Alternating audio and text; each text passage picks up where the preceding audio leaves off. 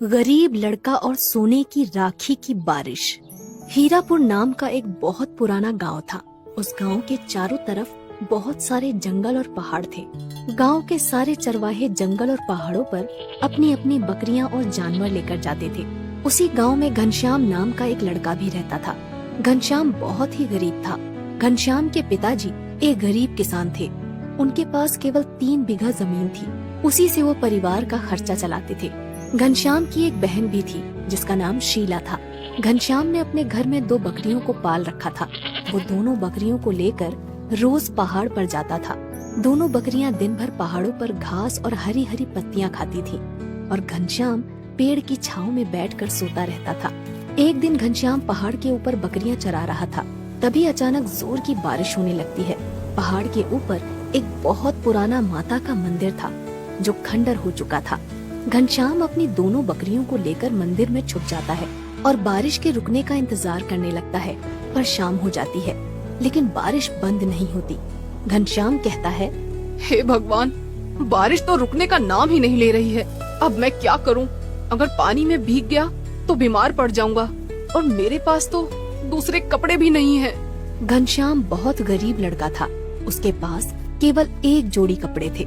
उसी से वो अपना काम चलाता था और इस तरह बारिश बंद होने का इंतजार करते करते रात हो जाती है। खंडर हो चुके मंदिर के अंदर बहुत सारी लताएं लगी हुई थी। घनश्याम पेड़ की लताएं तोड़कर अपनी दोनों बकरियों को मंदिर के अंदर बांध देता है और वहीं नीचे जमीन पर लेट जाता है। थोड़ी देर बाद घनश्याम को नींद आ जाती है और वो सो जाता है।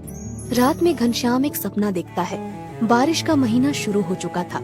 एक दिन घनश्याम के पिताजी घर में घनश्याम से कहते हैं, बेटा घनश्याम, बारिश शुरू हो चुकी है और अभी तक खेतों में बुआई नहीं हुई है। घर में कुछ पुराने बीज रखे हैं तो मेरे साथ खेत पर चलो, हम दोनों मिलकर बुआई कर देंगे।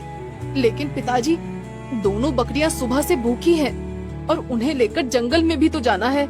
तब घनश्याम के पिताजी कहते हैं, आज बकरियां चराने शीला चली जाएगी, तुम मेरे साथ खेत पर चलो।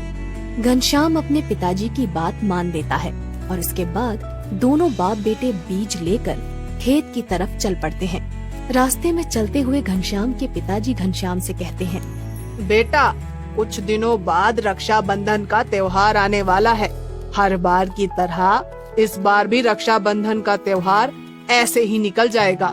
तब घनश्याम कहता है, तो क्या हुआ पिताजी, हमारे पास पैसे नहीं है लेकिन हम खुश तो हैं। इस तरह बात करते करते दोनों बाप बेटे अपने खेत पर पहुंच जाते हैं।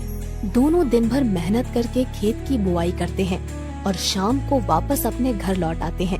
घर पहुंचते ही घनश्याम के पिताजी आवाज लगाते हैं, शीला, अरे ओ शीला, बेटा एक गिलास पानी तो लाना। लेकिन अंदर से कोई जवाब नहीं आता। तब घनश्याम के पिताजी घनश्याम से कहते हैं, बेटा अंदर जाकर देख, शायद शीला रसोई में होगी। घनश्याम अंदर जाकर देखता है लेकिन घर में शीला नहीं थी और दोनों बकरियां भी नहीं थी। घनश्याम तुरंत दौड़कर बरामदे में आता है और पिताजी से कहता है, पिताजी, शीला अभी तक जंगल से बकरियां लेकर नहीं आई है और थोड़ी देर में रात होने वाली है। मैं जंगल जाकर देखता हूँ। जाओ बेटा, लेकिन जल्दी आ जाना। इसके बाद घनश्याम भागता हुआ जंगल में पहुँच जाता है और शीला को ढूंढने लगता है लेकिन उसे शीला कहीं नजर नहीं आती।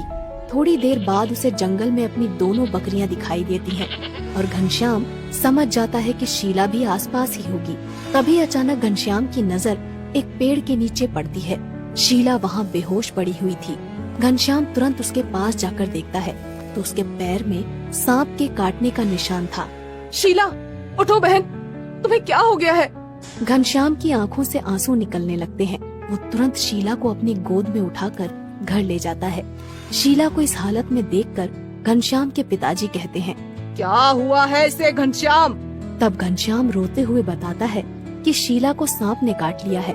घनश्याम के पिताजी तुरंत दौड़ते हुए गांव के वैद्य के पास जाते हैं। वैद्य तुरंत आकर शीला का इलाज करता है और घनश्याम के पिताजी से कहता है, अब घबराने की कोई बात नहीं, थोड़ी देर में इसे होश आ जाएगा। मैं एक जड़ी बूटी दे रहा हूँ, रात को दूध के साथ मिलाकर पिला देना इसे। इसके बाद वैद्य वहाँ से चला जाता है। थोड़ी देर बाद शीला को होश आ जाता है और वो घनश्याम के गले लगकर रोने लगती है। घनश्याम शीला से कहता है, आज के बाद तुम कभी अकेले जंगल नहीं जाओगी। दोनों भाई बहन का प्यार देखकर पास में खड़े घनश्याम के पिताजी की आंखों में आंसू आ जाते हैं। अगले दिन घनश्याम दोनों बकरियां लेकर जंगल की तरफ निकल पड़ता है। जंगल जाने से पहले शीला एक कपड़े में रोटी और अचार अपने भाई घनश्याम के लिए बांध देती है। जंगल पहुँचते पहुँचते घनश्याम को दोपहर हो जाती है और उसे भूख लगने लगती है। तभी उसे पहाड़ पर माता का पुराना मंदिर दिखाई देता है और वो सोचता है, बहुत दिनों से पहाड़ के ऊपर नहीं गया, क्यों ना आज पहाड़ के ऊपर ही खाना खाया जाए। और घनश्याम अपनी दोनों बकरियों को लेकर पहाड़ के ऊपर पहुंच जाता है।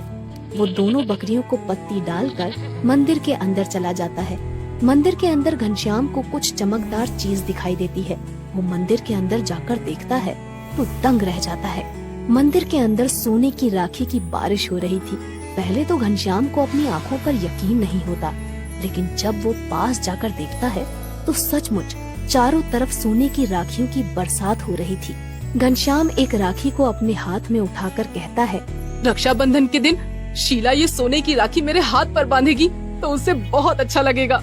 इसके बाद घनश्याम अपनी शर्ट उतारकर बहुत सारी सोने की राखियां उसमें बांध लेता है और वापस अपने घर आ जाता है। घनश्याम को देखते ही शीला कहती है, अरे भैया, आज इतनी जल्दी वापस आ गए और बकरियां कहाँ पर है? तब घनश्याम थोड़ा हकलाते हुए कहता है, अरे वो शीला, मैं घनश्याम सोच में पड़ जाता है कि शीला को सब कुछ बताऊं या नहीं, लेकिन शीला के लगातार पूछने पर घनश्याम उसे सारी सच्चाई बता देता है। घनश्याम पोटली खोलकर शीला को सोने की राखियां दिखाता है। इतनी सारी सोने की राखियां देखकर पहले तो शीला को यकीन नहीं होता। फिर वो घनश्याम से कहती है, भैया, मेरे पास एक आइडिया है। रक्षाबंधन के दिन हम लोग बाजार में सोने की राखियों वाली दुकान लगा लेंगे। इसमें हमें बहुत पैसा मिलेगा। तब घनश्याम कहता है, तुम बिल्कुल सही कह रही हो बहना, हम ऐसा ही करेंगे। थोड़े दिनों बाद रक्षाबंधन आ जाता है और घनश्याम बाजार में अपनी दुकान लगा लेता है। सोने की राखियां बाजार में बहुत महंगी बिकती हैं और घनश्याम ढेर सारा पैसा कमा लेता है। ये त्योहार घनश्याम और उसके परिवार का सबसे अच्छा त्योहार था। इसके बाद घनश्याम हर साल रक्षाबंधन के दिन सोने की राखियां बेचकर खूब पैसा कमाता है और जब राखियां खत्म हो जाती हैं तो दोबारा से पहाड़ के ऊपर जाकर उसी पुराने मंदिर से राखियां ले आता है। इसी तरह सोने की राखी वाली बारिश से घनश्याम बहुत अमीर आदमी बन जाता है और वो अपने पिता और बहन के साथ खुशी खुशी रहने लगता है। तभी अचानक घनश्याम की नींद खुलती है। सुबह हो चुकी थी और बारिश भी बंद हो चुकी थी।